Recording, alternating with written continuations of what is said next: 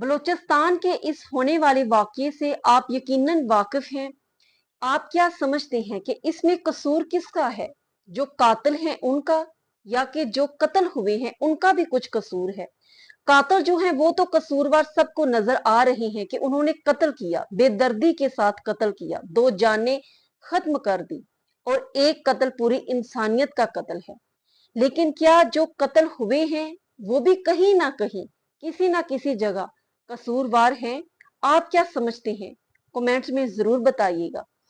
जो कातिल हैं वो सिर्फ अकेले ही कसूरवार नहीं है, बल्कि वो तमाम उनकी जो बरादरी और तमाम उनका जागीरदाराना निजाम जो है वो तमाम इसके कैटेगरी में आते हैं। जब इस तरह की कोई वारदात होती है या किस तरह का कोई वाकया किसी घर में होता है, तो वो घर वाले तो शायद ही सब्र कर जाएं या खून के घूंट पीकर उसको बर्दाश्त कर जाएं, लेकिन ये जो इर्द गिर्द के बरादरी के लोग होते हैं, इस तरह के कबायली इलाकों में, जागीरदाराना निजाम में, रूरल एरियाज में, तो वहां पर सिस्टम ये होता है कि इर्द गिर्द के जो लोग हैं वो उकसाने लगते हैं। थोड़ी सी किसी के साथ तू मैं हो गई, थोड़ी सी किसी के साथ लड़ाई झगड़ा हो गया, थोड़ी सी बदजबानी हो गई, बदकलामी हो गई, तो सबसे पहला जो ताना दिया जाता है उस फैमिली को वो यही दिया जाता है कि इतने तो बहादुर और दलेर हो तो पहले अपनी बहन को तो संभालो जिसने इस तरह की हरकत की, और उसकी तरफ होने को तो तुम बिल्कुल बुजदिल हो।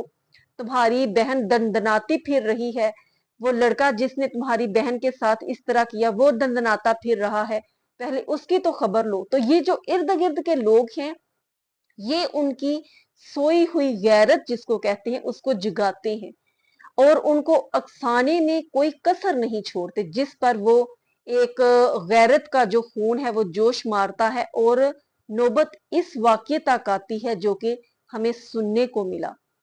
ये तो कसूरवार हैं ही कि इन्होंने कत्ल किया, 2 जानें जो हैं वो इन्होंने उससे अपने हाथों को उनके खून से रंगीन किया, लेकिन बेकसूर वो भी नहीं है जो कि कत्ल हुए हैं।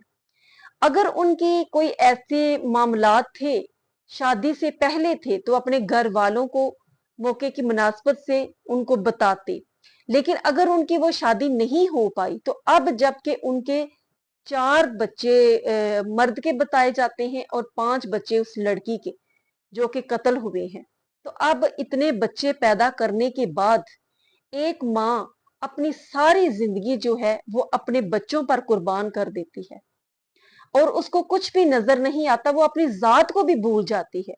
जो माँ का मुकाम है, जो माँ का मर्तबा है, अब भी उस औरत के अंदर, उस मर्द के अंदर अपनी जात, अपनी जो सेल्फ थी, सेल्फ रिस्पेक्ट थी, या सेल्फिश मैं समझती हूँ, ये सेल्फिशपन ही इसको कहेंगे कि उनको ये सिर्फ अपना आप नजर आ रहा था, ना मर्द को अपने बच्चे नजर आए, ना औरत को अपने बच्चे नजर आए। औरत के घर में उसका खामद था, मर्द के घर में उसकी बीवी थी। क्या वो जो अल्लाह ने उनके नसीब में लिख दिए थे, मर्द और औरत, उसी पर वो कनात करके सब्र करके बाकी जिंदगी नहीं गुजार सकते थे?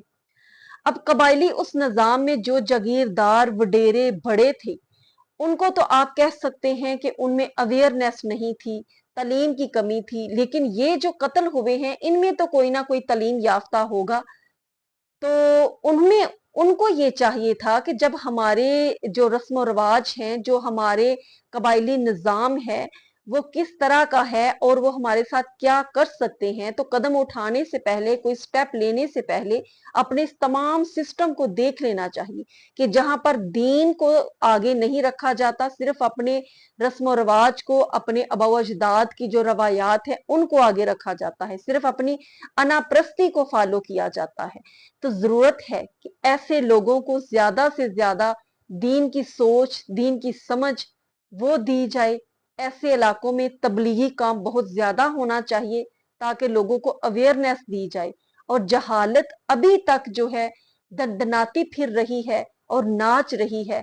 बहुत दुख और अफसोस होता है ऐसे वाकयात सुनकर। अल्लाह रब्बुल इज्जत उनको जन्नतुल फरदौस अता फरमाए और उनकी बख्शिश और मगफिरत फरमाए।